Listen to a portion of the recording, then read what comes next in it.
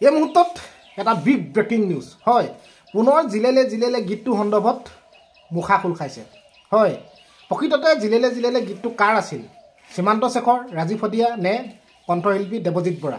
এই মুহূৰ্তত যেটো অডিও কল ৰেকৰ্ডিং লৈ আহিছো দেৱজিৎ বৰাই এই মুহূৰ্তত কি ক'লে আপোনালোকে শুনি আচৰিত হৈ যাব হয় এটা অডিও কল ৰেকৰ্ডিং এটা ফোন ৰেকৰ্ডিং এই ফোন ৰেকৰ্ডিঙত দেৱজিৎ বৰাই যিখিনি কথা ক'লে আপোনালোকে মন দি শুনক গতিকে মই বেছিকৈ কথা কৈ নাথাকো আহকচোন কাৰনো হয় জিলেলে গীতটো আমি যেহেতু ৰাজীৱ হদিয়া ককাইদেউ ভাগৰ বুলি আমি এতিয়া গম পাইছো জিলেলে গীতটো কিন্তু দেৱজিৎ বৰাইনো কি ক'লে আপোনালোকে শুনক কিন্তু তাৰ আগতে যদি কোনোবা নতুনকৈ মোৰ চেনেলটোত আহিছে এটা লাইক কৰিব এটা চেনেলটো পাইলে সাবস্ক্ৰাইব কৰিব তেতিয়া এনেকুৱা ধৰণৰ ভিডিঅ'বিলাক আপোনালোকে আগতীয়াকৈ চাবলৈ পাই থাকিব চাওক হেল্ল' দেৱজিৎ দাই কৰি আছে নেকি হয় কওকচোন হয় আপোনালোকৰ আসলে গান এটাক লৈ যেটো খুব বিতৰ্ক হৈ আছে জিলেলে গানটোক লৈ সেই গীতটিক লৈ সীমান্ত শেখৰ এটা পোষ্ট কৰিছিলে ইতিমধ্যে গম পাইছেই চাগে ক'ত হৈছে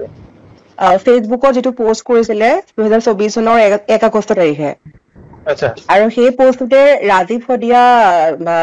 তেখেতৰ এটা কমেন্ট পোৱা গৈছিলে যে সেই গীতটি মোৰ বুলি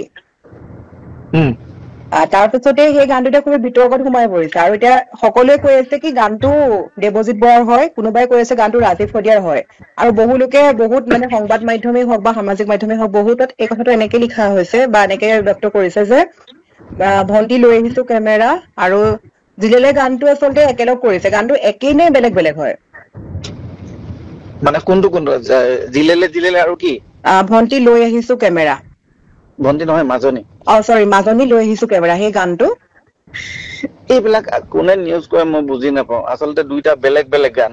হয় মোৰ গানটো যেটো হৈছে হেতু চম্পা ফুলে খুৱাবনে তগৰ ফুলে খুৱাব নাহৰৰে কলিটিয়ে তোমাৰে মন জুৰাব সুৱাবনি চকুলে এটো গান তাৰ অন্তৰাটো হৈছে মাজনী লৈ আহিছো কেমেৰা মাজনী লৈ যাম তোমাৰ চেহেৰা এটো মোৰ গান হয় হয় তাৰপৰে আপনাৰ জিলেলে তো মোৰ গান নহয় জিলেলে তো তাত লিখা থাকে নহয় ডেসক্ৰিপশন চাব লাগে তাৰ নামত তাত এই দুটা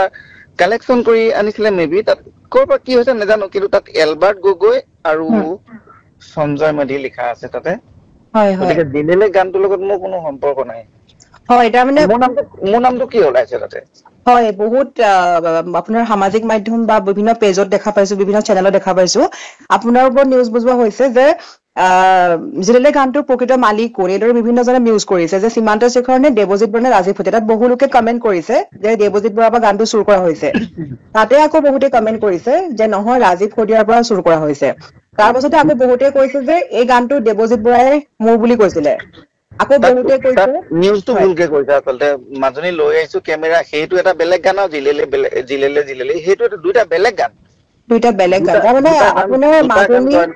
হয় মাজনী লৈ আহিছো কেমেৰাটো আপোনাৰ গান নহয় জানো সেইটো মোৰ গান আৰু জিলেলেটো আপোনাৰ গান নহয় জিলেলেটো মোৰ নহয় সেইটো কাৰণে আচলতে আমি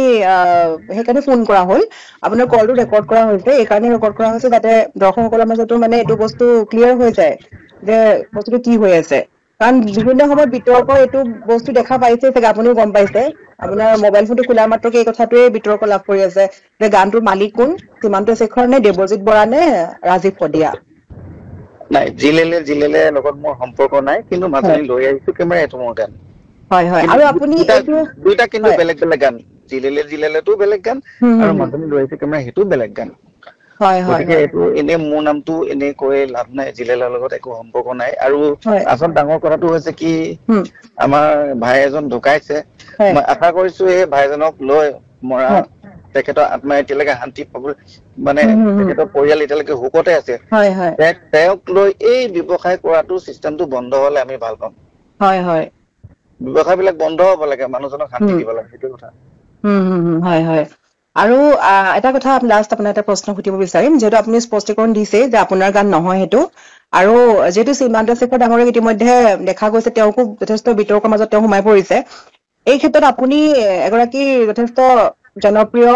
সংগীত পৰিচালক হিচাপে আপুনি কি ক'ব যে আপোনাৰ দৃষ্টিত সেই গীতটি ৰাজীৱ হদিয়াৰ পৰা চুৰ কৰা হৈছিল নে আন কিবা জিলেলে গানটো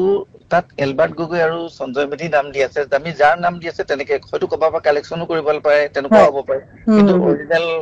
অৰিজিনেল গানটোৰ বিষয়ে মই নাজানো হয় হয় হয় কিন্তু এতিয়া শুনিছো ৰাজীৱ ভটিয়াৰ যিটো আগৰ পুৰণা গীত যিটো ইয়াত বাজিলে তেনেকে চাবলৈ গ'লে ৰাজীৱ ভটিয়া আগতে গাইছে ৰাজীৱ ভটিয়া আগতে গাইছে হয় হয় হয় ধন্যবাদ থাকিলে আচলতে তাৰমানে আচলতে বস্তুটো দেখা পাইছে ইতিমধ্যে আপোনাৰ নামটো বাৰে বাৰে বিতৰ্কত সোমাই আছে আৰু তেওঁলোকে দুটা গান এটা লগ খুৱাই আপুনি গতিকে তেওঁলোকে নেজানিলে এনেই অল্প বিদ্যা ভয়ংকৰী আচলতে অকণমান নজনাকে একো কাম কৰিব নালাগে সেইকাৰণে হয় হয় হয় সেইটো কাৰণে আচলতে আপোনালৈ ফোন কৰি কলটো ৰেকৰ্ড কৰা হৈছে কাৰণ সকলোতে দেখা পাই আছো যে মাজনী লৈ আহিছো কেমেৰা বা জিলেলে গানটোক লৈ পেলাই একলগ কৰি বা সংলগ্ন কৰা হৈছে বা সকলোৱে কৈ আছে যে গানটোৰ মালিক কোন আপোনাৰ নামটো বাৰে বাৰে সাঙুৰ খাই আছে যে দেৱজিৎ বৰা মালিক নেকি ইয়াতে কমেণ্টতো বহু আপোনাৰ অনুৰাগী কৈ আছে যে দেৱজিৎ দাৰ গান চুৰ কৰিছে গতিকে আপুনিতো স্পষ্টীকৰণ দিছে তাৰ বাবে থাকিলে ধন্যবাদ নহয় মোৰ পৰীক্ষা কোৱাসকলে ভাবিছে চাগে মাজনী লৈ আহিছো কেমেৰা সেই গীতটো বুলি ভাবিছে আচলতে এটা বুজা উচিত যে দুটা গান জইন কৰি থৈছে তাতে বেলেগ গান আৰু মাজনী লৈ আহিছো কেমেৰা দুটা বেলেগ গান হয় এতিয়া আমি দৰ্শকৰ আগত এইটো যেতিয়া ফোন কলটো আমি আগবঢ়াম তো গতিকে এইটো নিশ্চিত আপুনি কৰি দিছে যে 100% চিয়ৰ যে আপোনাৰ গান নহয় জিলেলে গানটো নহয় জানো জিলেলেটো মোৰ গান নহয় কিন্তু মাজনী লৈ আহিছো কেমেৰা মোৰ গান আপোনাৰ গান হয় হয় হয় থেংক ইউ আপোনাৰ ইমানখিনি সময় দিয়াৰ কাৰণে আৰু বা আপুনি কথাখিনি খুব ধুনীয়াকৈ ক্লিয়াৰ কৰি দিয়াৰ বাবে আপোনাক ধন্যবাদ থাকিলে ঠিক আছে হয়